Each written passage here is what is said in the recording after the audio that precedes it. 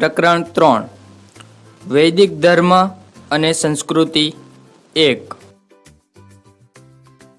ભારતમાં હડપ્પીય નગરી સભ્યતા ઈસવીસન પૂર્વે 1750ની આસપાસ પતન તરફ જઈ રહી હતી ત્યારે આ સભ્યતા ગ્રામીણ સભ્યતામાં રૂપાંતરિત થઈ રહેલી હતી તેમ જણાય છે. ઈસવીસન પૂર્વે 1500ની આસપાસ ભારતમાં ઇન્ડો આર્ય કે આર્ય તરીકે ઓળખાતા સમૂહનો ભારતમાં પ્રવેશ થયો જે આર્ય હતા. તેમણે ભારતના ઇતિહાસમાં શું ભાગ ભજવ્યો તેમની લાક્ષણિકતાઓ અને અનેકવિધ સંસ્કૃતિની આપણે ચર્ચા કરીએ. ઋગ્વેદ અને વૈદિક સાહિત્ય. વેદ એટલે શું તેવો વિચાર આપણને સ્વાભાવિક રીતે થાય. વેદ શબ્દ વિદ ધાતુ પરથી ઉતરી આવ્યો છે જેનો અર્થ થાય છે જાણવું. વૈદિક યુગમાં ઋગ્વેદ અને તેમાં દર્શાવવામાં આવેલી સામાજિક, સાંસ્કૃતિક, રાજકીય, ધાર્મિક અને આર્થિક બાબતોનો સમાવેશ થાય છે. વૈદિક સાહિત્યમાં 2 પ્રકારના ગ્રંથોનો સમાવેશ થાય છે, મંત્ર અને બ્રાહ્મણ. વેદ 4 છે પરંતુ આપણા સમયગાળા પ્રમાણે અહીં માત્ર ઋગ્વેદ વિશે આપણે ચર્ચા કરવાના છીએ. વૈદિક ઇતિહાસ જાણવાનો સૌથી મહત્વપૂર્ણ સ્ત્રોત ઋગ્વેદ છે. તે કુલ 10 પ્રકરણો કે મંડલોમાં વહેંચાયેલો છે. તેમાં 1028 જેટલા સૂક્તો આવેલા છે. પદ્યમાં રચાયેલ આ ગ્રંથમાં વેદકાલીન ભારતની વિભિન્ન પરિસ્થિતિનું ચિત્રણ થયેલું છે. ઋગ્વેદની રચના ઈસવીસન પૂર્વે 1200ની આસપાસ થઈ હોવાનું મનાય છે. વૈદિક યુગ સાથે સંકળાયેલ આર્યો કોણ હતા?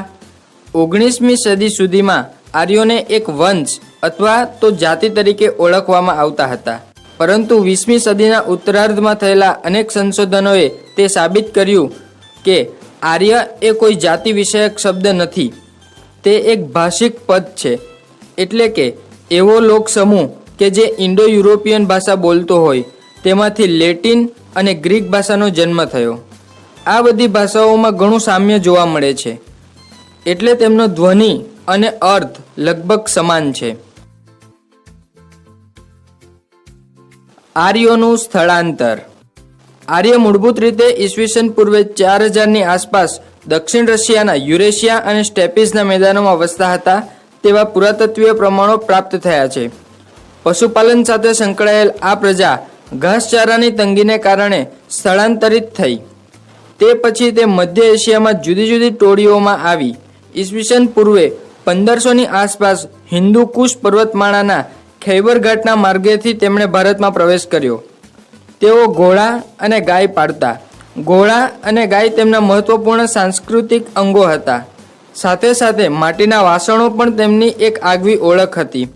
મધ્ય એશિયાથી દક્ષિણ એશિયા તરફ તેમનું સ્થળાંતર માટીના વાસણોને કારણે સ્પષ્ટ થયું હતું. આર્યો કોણ હતા તેના વિશે પ્રચલિત અનેકવિધ વિચારધારાઓમાં લોકમાન્ય તિલક અને સ્વામી દયાનંદ સરસ્વતીની માન્યતા તેમને ઉત્તર ધ્રુવ અને તિબેટથી ઉતરી આવ્યા હોવાનું જણાવે છે. મેક્સ મુલર આર્યોનું મૂળ સ્થાન મધ્ય એશિયા હતું તેમ જણાવે છે. ભારતમાં આવનાર આ પ્રજા અનેક વર્ષોના સ્થળાંતર બાદ જુદા જુદા સમૂહોમાં ભારતમાં પ્રવેશી. ભારતમાં અન્ય લોકો સાથે તેના સંપર્કો પણ થયા. પરિણામે આર્યોની વૈદિક સંસ્કૃત ભાષા સંપૂર્ણ ઉત્તર ભારતની મુખ્ય ભાષા બની, જેનું સૌથી શ્રેષ્ઠ સ્વરૂપ વૈદિક સાહિત્ય છે. વૈદિક આર્યો અને તેમનો ભૌગોલિક વિસ્તાર.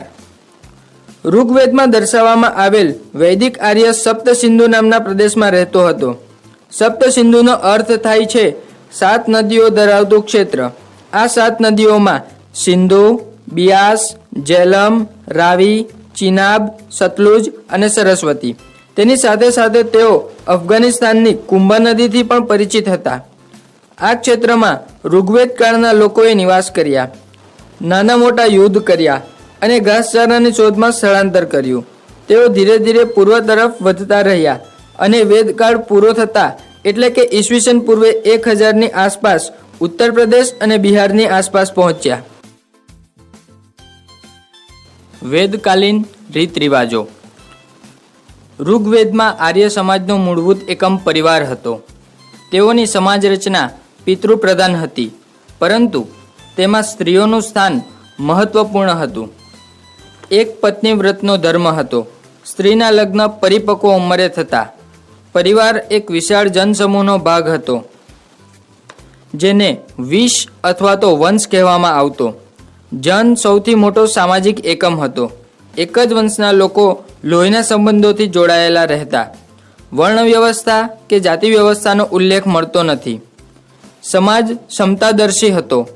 વ્યવસાય જન્મ પર આધારિત ન હતો. પરિવારમાં રહેતા જુદા જુદા સદસ્યો જુદો જુદો વ્યવસાય કરી શકતા. આર્યો ગોરા વર્ણના તથા ઊંચા અને ખડતલ હતા. રાજ્યનું સ્વરૂપ કબીલાઈ પ્રકારનું હતું. ઋગ્વેદકાલીન સમાજમાં રાજાને રાજન્ય કહેવામાં આવતો. મહિલાઓનું સ્થાન સમાજમાં અત્યંત સન્માનજનક હતું. તેઓ રાજકીય કાર્યોમાં પણ ભાગ લેતી. તેમને વિદ્યાભ્યાસ કરવાનો અધિકાર હતો. તેઓ સ્વતંત્રતાપૂર્વક પોતાનો મત આપતી. અપાલા, ઘોષા, લોપામુદ્રા, ગાર્ગી અને મૈત્રી જેવી વિદુષી મહિલાઓએ ઋગ્વેદની ઋચાઓને રચવામાં પણ મહત્વપૂર્ણ ફાળો આપ્યો.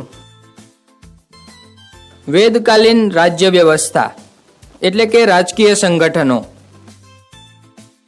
વૈદિક યુગમાં કબીલાઈ પ્રકારની રાજ વ્યવસ્થા જોવા મળે છે. પશુપાલન સાથે સંકળાયેલ હોવાને કારણે ભટકતી સમાજ વ્યવસ્થાની જેમ રાજકીય વ્યવસ્થા પણ હતી. જો કે ગણ અને વિદથ જેવી પ્રારંભિક રાજકીય વ્યવસ્થા વૈદિક યુગમાં જોવા મળે છે. આ સિવાય સભા અને સમિતિ જેવી રાજકીય સંસ્થાઓ પણ મુખ્ય હતી. સભામાં મોટે ભાગે વર્તમાન રાજ્યસભાની માફક વડીલો બેસતા અને ન્યાય આપવાનું કાર્ય કરતા, જ્યારે સમિતિમાં વર્તમાન લોકસભાની માફક સમગ્ર લોક સમુદાયના પ્રતિનિધિઓનો સમાવેશ થતો હતો. તેમાં ખાસ કરીને રાજાની ચૂંટણી કરવામાં આવતી. સભા અને સમિતિમાં યુદ્ધનું આયોજન, યુદ્ધમાં મળેલી ચીજોની વહેંચણી, ન્યાય અને ધર્મને લગતા કાર્યો પર ચર્ચા વિચારણા થતી. મહિલાઓ પણ આ રાજકીય સંસ્થાઓમાં જોડાતી અને રાજતંત્રમાં મહત્વપૂર્ણ ભાગ ભજવતી હતી. રાજાનું પદ વંશ પરંપરાગત ન હતું. સમિતિમાં તેની ચૂંટણી થતી. રાજાને રાજન્ય કહેવામાં આવતો.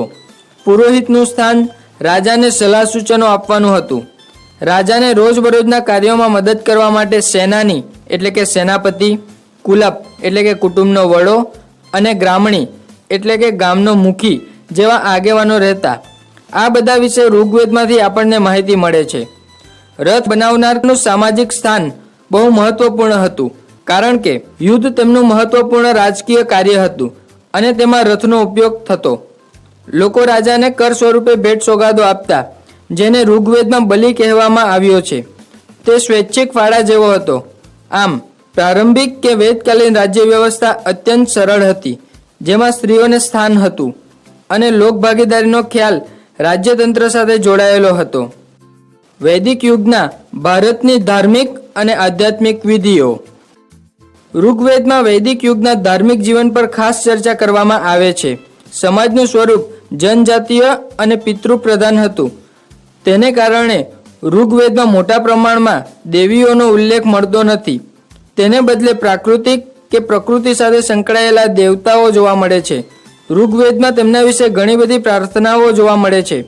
આ દેવતાઓમાં ઇન્દ્ર, વરુણ, મિત્ર, અગ્નિ, વિદ્યુત, નાસત્ય, પુશન, યમ અને સોમનો સમાવેશ થાય છે.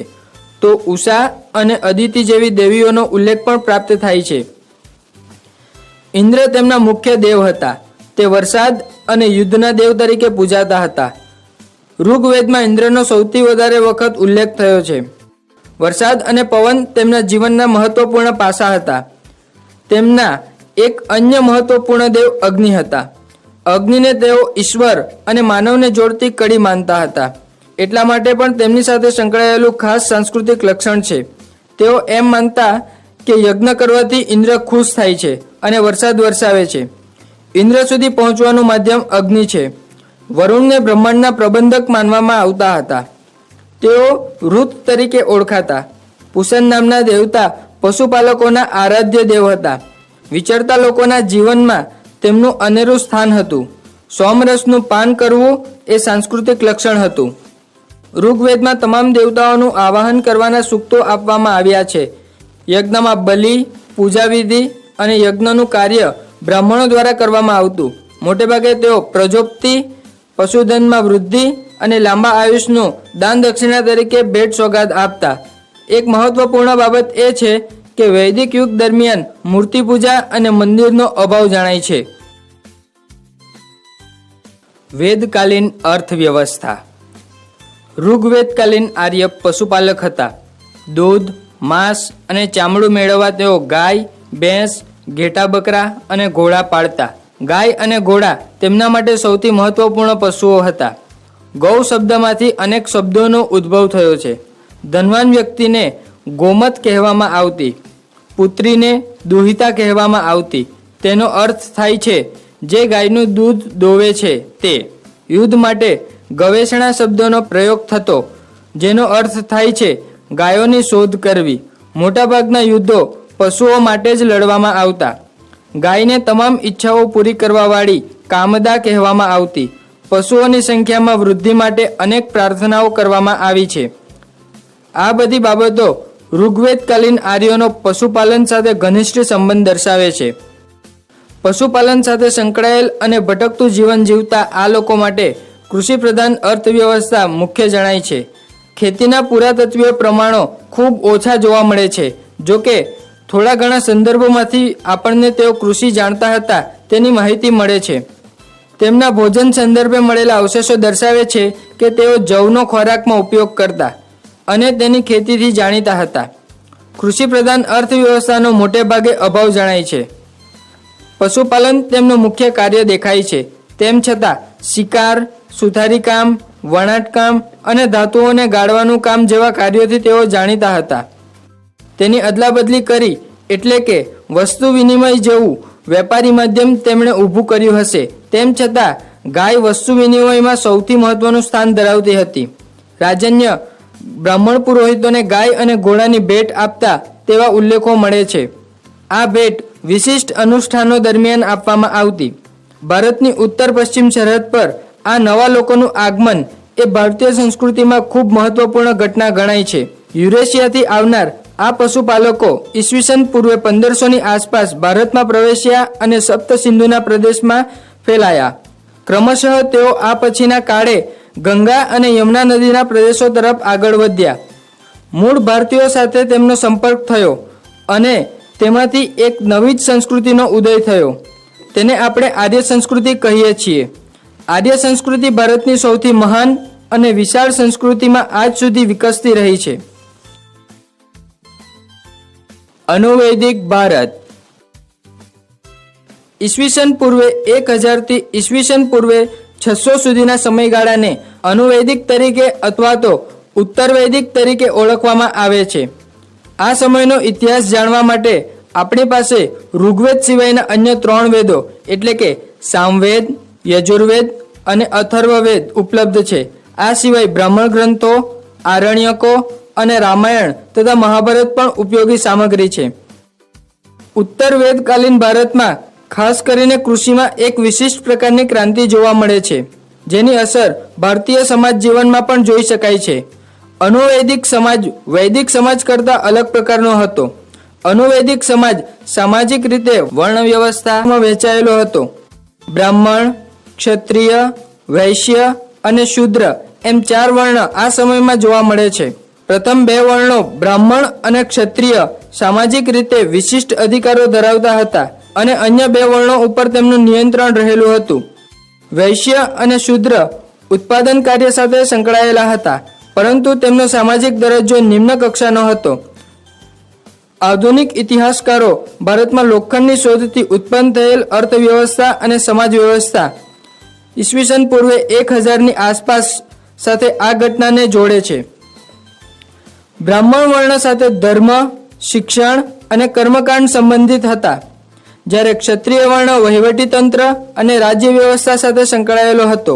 વૈશ્ય વર્ણ કૃષિ, વેપાર વાણિજ્ય અને પશુપાલન સાથે જોડાયેલો હતો, જ્યારે શૂદ્ર વર્ણ કારીગરોની શ્રેણીમાં આવતો હતો.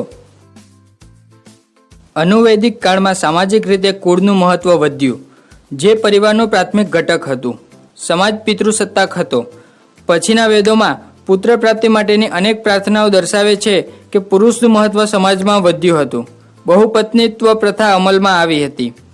વૈદિક કાળ કરતાં અનુવૈદિક કાળમાં સ્ત્રીઓના સામાજિક દરજ્જામાં પરિવર્તન આવ્યું હતું.